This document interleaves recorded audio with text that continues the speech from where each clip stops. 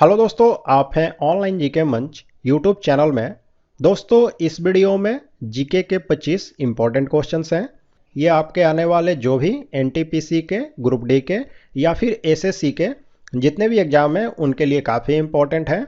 तो आप बिना वीडियो को स्किप किए पूरा अंत तक देखें, ठीक है। तो चलिए शुरू करते हैं। आज के वीडियो का पहला सवाल है, एक व्यक्ति का पृथ्वी पर न्यूनतम दाब कब होता है। तो यहाँ पर सबसे पहले आपको समझना है कि ये दाब होता क्या है, ठीक है। तो देखिए, दाब होता क्या है कि किसी भी सतह के एकांक क्षेत्रफल पर जो बल लगता है उसी को हम कहते हैं दाब, ठीक है।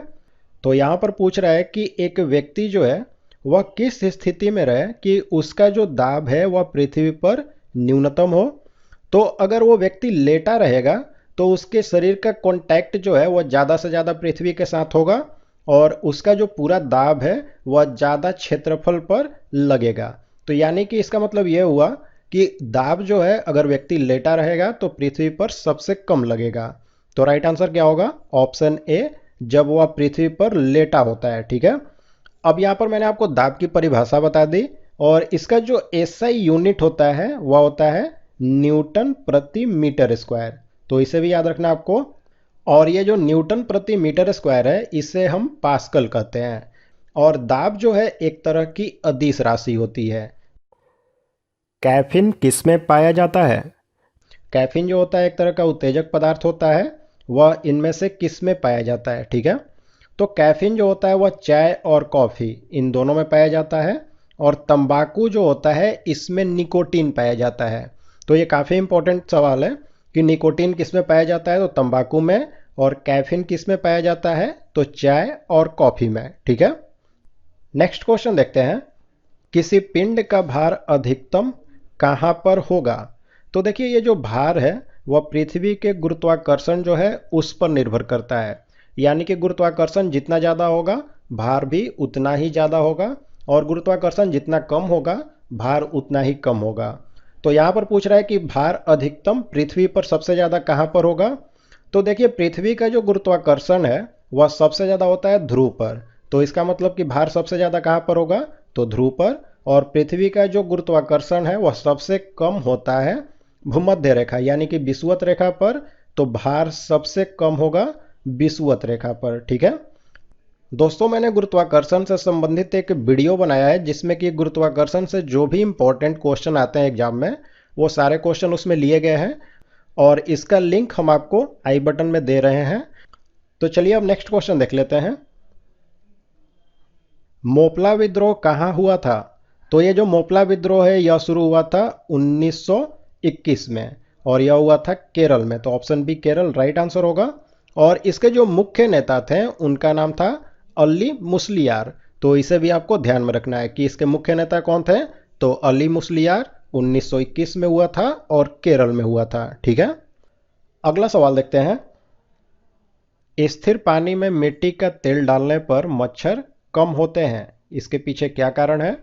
तो देखिए, होता क्या है कि जब हम पानी में मिट्टी का तेल डालते हैं तो जो पानी का पृष्ठ तनाव है यानी कि सरफेस टेंशन है वह कम हो जाता है। और जल के ऊपर जो एक सतह बनी रहती है, झिल्ली होती है, वह टूट जाती है। और जो लार्वा होता है वो पानी में डूब जाता है और इसके बाद डूबने के बाद में मर जाता है। यानी कि जो लार्वा है वह सांस लेने में उसको बाधा होती है। तो राइट आंसर हो जाएगा ऑप्शन है, लार्वा के सांस में बाधा डालता है। यहाँ पर साथ नहीं है बल्कि सांस है, ठीक है। नेक्स्ट क्वेश्चन देखते हैं, प्रति 2 वर्ष में राज्यसभा के कितने सदस्य कार्यनिवृत्त होते हैं। तो देखिए, ये जो राज्यसभा है एक अस्थाई सदन है, ठीक है। और इसे हम उच्च सदन कहते हैं। और इसके जो 1/3 सदस्य होते हैं वह हर 2 वर्ष पर रिटायर हो जाते हैं यानी कि कार्यनिवृत्त हो जाते हैं। लेकिन अगर आपसे पूछे कि जो राज्यसभा के सदस्य होते हैं इनका कार्यकाल कितने वर्ष का होता है, तो इनका कार्यकाल होता है 6 वर्ष का। लेकिन 1/3 जो सदस्य हैं वो हर 2 वर्ष पर कार्यनिवृत्त होते हैं और इस तरह से उनके जगह पर नए सदस्य चुने जाते हैं। और यह जो सदन है यह एक अस्थाई सदन है यानी कि कभी भी भंग नहीं होता है, ठीक है। नेक्स्ट क्वेश्चन देख लेते हैं, नाभिकीय क्रियाओं में किसका उपयोग ईंधन के रूप में होता है? तो नाभिकीय क्रियाओं में ये जो यूरेनियम है इसी का उपयोग हम ईंधन के रूप में करते हैं। और ये जो भारी जल है यानी कि D2O जो है इसका उपयोग मंदक के रूप में करते हैं। तो इन दोनों को ध्यान में रखना आपको, ठीक है। अगला सवाल है, राष्ट्रीय विज्ञान दिवस कब मनाया जाता है? तो ये जो राष्ट्रीय विज्ञान दिवस है यह 28 फरवरी को मनाया जाता है, ठीक है। और यह 28 फरवरी को इसलिए मनाया जाता है कि सीवी रमन जो है उन्होंने रमन प्रभाव की खोज इस 28 फरवरी को ही की थी। संयुक्त राज्य अमेरिका के यानी कि यूएसए जो है इसके संसद का नाम क्या है? तो इसका राइट आंसर है ऑप्शन बी, कांग्रेस, ठीक है। जो संयुक्त राज्य अमेरिका का संसद है उसे हम कहते हैं कांग्रेस, और जो इसकी निचली सदन है उसे हम कहते हैं हाउस ऑफ रिप्रेजेंटेटिव, और जो इसकी उच्च सदन है उसे कहते हैं सीनेट। तो इन तीनों को आपको ध्यान में रखना है, ठीक है। नेक्स्ट क्वेश्चन है दोस्तों, पहली विद्युत रेल कब चली थी? तो भारत में जो पहली विद्युत रेल है वह चली थी 3 फरवरी 1925 को। और यह कहां से कहां तक चली थी? तो यह मुंबई से कुर्ला के बीच में चली थी, ठीक है। और अगर आपसे पूछा जाए कि भारत की पहली रेल कब चली थी, तो यह चली थी 16 अप्रैल 1853 को। और यह जो रेल है यह चली थी मुंबई से ठाणे के बीच में। और अगर आपसे यह पूछा जाए, यह काफ़ी इंपॉर्टेंट क्वेश्चन है कि किसके शासनकाल में भारत की पहली रेल चली थी, तो लॉर्ड डलहौजी के कार्यकाल में। अगला सवाल देखते हैं, एल्यूमिनियम सल्फेट का प्रयोग किया जाता है। तो ये जो एल्यूमिनियम सल्फेट है इसका प्रयोग होता है कपड़ों की छपाई में, ठीक है। और अगर आपसे इसका रासायनिक सूत्र पूछा जाए तो वह होता है Al2SO4 थ्राइस, ठीक है। तो इसे भी ध्यान में रखना है आपको। नेक्स्ट क्वेश्चन देखते हैं दोस्तों, भारी जल का अणुभार होता है। अभी हमने भारी जल से रिलेटेड एक फैक्ट पिछले क्वेश्चन में जाना था कि ये जो भारी जल है इसका प्रयोग हम करते हैं नाभिकीय रिएक्टर में मंदक के रूप में, ठीक है। अब यहाँ पर पूछ रहा है कि इसका जो अणुभार है वह क्या होता है? तो इसका अणुभार होता है 20, ठीक है। और जो साधारण जल है उसका अणुभार अगर आपसे पूछे तो वह होता है 18। तो इसे याद रखना आपको। और यह जो भारी जल है इसका रासायनिक सूत्र मैंने आपको पीछे बताया कि D2O होता है। और इसका रासायनिक नाम अगर आपसे पूछे तो वह होता है ड्यूटीरियम ऑक्साइड। तो इसे भी ध्यान में रखें। नेक्स्ट क्वेश्चन है, सभी अम्लों में सबसे अधिक समान तत्व क्या है? यानी कि सामान्य रूप से कौन सा है इनमें से सभी एसिड में पाया जाता है? तो देखिए, सबसे पहले आप समझें कि अम्ल होते क्या हैं। तो अम्ल जो होते हैं वह ऐसे जलीय विलयन होते हैं जो कि हाइड्रोजन आयन यानी कि H+N प्रदान करते हैं या फिर प्रोटॉन प्रदान करते हैं। तो वैसे जो विलयन होते हैं उसे हम कहते हैं एसिड, ठीक है। तो और ये जो एसिड होते हैं इनमें जो सबसे अधिक सामान्य तत्व होता है वह होता है हाइड्रोजन। तो ऑप्शन है हाइड्रोजन। सबसे गहरा मैरियाना गर्त किस महासागर में स्थित है? तो ये जो मैरियाना गर्त है यानी कि मैरियाना ट्रेंच यह स्थित है, ऑप्शन है प्रशांत महासागर में। और ये जो प्रशांत महासागर है ये सबसे बड़ा महासागर भी है, ठीक है। और ये जो मैरियाना गर्त है इसकी जो कुल गहराई है वह है 11,022 मीटर। तो इसे भी ध्यान में रखना आपको, गहराई को भी, ठीक है। नेक्स्ट क्वेश्चन है दोस्तों, शिवाजी के शासन काल में चौथ क्या था? तो ये जो शिवाजी हैं इनके शासन काल में ये जो चौथ था एक प्रकार का टैक्स था, यानी कि यह एक कर था, ठीक है। और यह जो चौथ नाम का टैक्स है वह ऐसे क्षेत्रों से लिया जाता था जो कि शिवाजी ने जीते थे। ब्रह्मांड में सबसे प्रचुर तत्व कौन सा है? तो ब्रह्मांड में जो सबसे ज़्यादा प्रचुर तत्व है वह है हाइड्रोजन, और जो दूसरे नंबर पर प्रचुर तत्व है वह है हीलियम। देखिए, कोई भी तारा जो होता है वह हाइड्रोजन से बना होता है और उसमें नाभिकीय संलयन होता है, यानी कि हाइड्रोजन के दो अणु मिलते हैं और उसके बाद हीलियम का निर्माण करते हैं। और ये जो हाइड्रोजन का संलयन होता है इसी में काफ़ी मात्रा में ऊर्जा और प्रकाश उत्पन्न होती है, ठीक है। झूम कृषि अभी भी कहाँ प्रचलित है? तो सबसे पहले समझे कि ये झूम कृषि होती क्या है, ठीक है। तो ये जो झूम कृषि है इसमें होता क्या है कि जंगल में जो पेड़ और वनस्पति होती है उसको साफ कर दिया जाता है, और उसके बाद में अगर कुछ वनस्पति बच जाती है तो उसे जला दिया जाता है, ठीक है।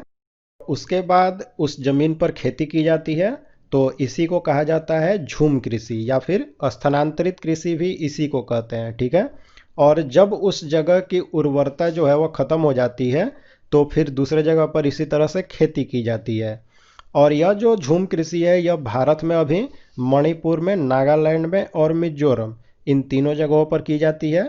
तो यहाँ पर इसका राइट आंसर हो जाएगा ऑप्शन डी, उपर्युक्त सभी जगह पर। अगला सवाल देखते हैं, लोक लेखा समिति के अध्यक्ष की नियुक्ति कौन करता है? तो ये जो लोक लेखा समिति है इसके अध्यक्ष की नियुक्ति की जाती है लोकसभा के अध्यक्ष के द्वारा, ठीक है। और ये जो लोक लेखा समिति है इसमें कुल 22 सदस्य होते हैं, जिनमें से 15 जो सदस्य हैं ये लोकसभा के होते हैं और 7 जो सदस्य होते हैं यह राज्यसभा के होते हैं, ठीक है। और ये जो लोक लेखा समिति है इसका जो कार्यकाल है वह 1 वर्ष का होता है।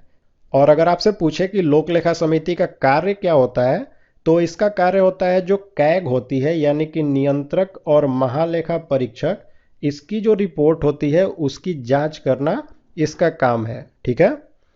नेक्स्ट क्वेश्चन देखते हैं, पत्थर को ठोकर मारने से व्यक्ति को चोट लगने का कारण क्या है? तो राइट आंसर है ऑप्शन सी, प्रतिक्रिया। देखिए होता क्या है कि यहाँ पर जो न्यूटन की गति का तीसरा नियम है वह काम करता है। न्यूटन के गति का तीसरा नियम क्या कहता है? तो प्रत्येक क्रिया के साथ उसके बराबर परिमाण और विपरीत दिशा में प्रतिक्रिया होती है। तो अगर हम पत्थर पर पैर मारते हैं तो वो पत्थर जो है बराबर प्रतिक्रिया करेगी। अगर हम तेजी से पैर मारेंगे तो वह उतना ही तेज हमको पैर में चोट लगेगा, ठीक है। यूरिया किस में संश्लेषित होता है? यूरिया जो है हमारे शरीर के किस अंग में बनता है? तो इसका राइट आंसर है ऑप्शन है लीवर यानी कि यकृत में। कौन सी दुग्ध शर्करा है? तो ये जो लैक्टोज है एक तरह का डाइसैकेराइड शर्करा होती है और यही जो है एक दुग्ध शर्करा है। और यह जो लैक्टोज है यह ग्लूकोज और ग्लैक्टोज इन दोनों से मिलकर के बनी होती है, तो इसे भी याद रखें। अगला सवाल देखते हैं, संसार का सबसे आर्द्र महाद्वीप है? तो यहाँ पर क्वेश्चन ध्यान से देखें, यहाँ पूछ रहा है कि आर्द्र महाद्वीप, ऐसा नहीं पूछ रहा है कि आर्द्र जगह कौन सी है।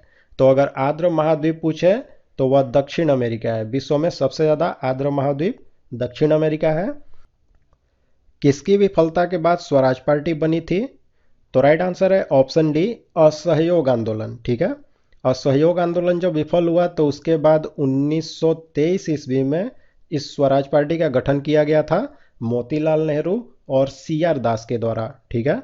और ये जो सी आर दास थे इसके पहले अध्यक्ष थे, यानी कि इसके संस्थापक अध्यक्ष थे, और मोतीलाल नेहरू जो थे वह इसके पहले महासचिव थे। तो इन दोनों को भी ध्यान में रखें। नेक्स्ट क्वेश्चन देखते हैं, किसको किसी कोशिका में अचल संपत्ति माना जाता है? यानी कि कोशिका की अचल संपत्ति इनमें से किसे कहते हैं? तो कोशिका में जो न्यूक्लिक एसिड यानी कि न्यूक्लिक अम्ल होता है उसी को कोशिका का हम अचल संपत्ति कहते हैं। ये जो न्यूक्लिक एसिड है इसकी खोज की गई थी फ्रेडरिक मिशर के द्वारा 1869 में, ठीक है।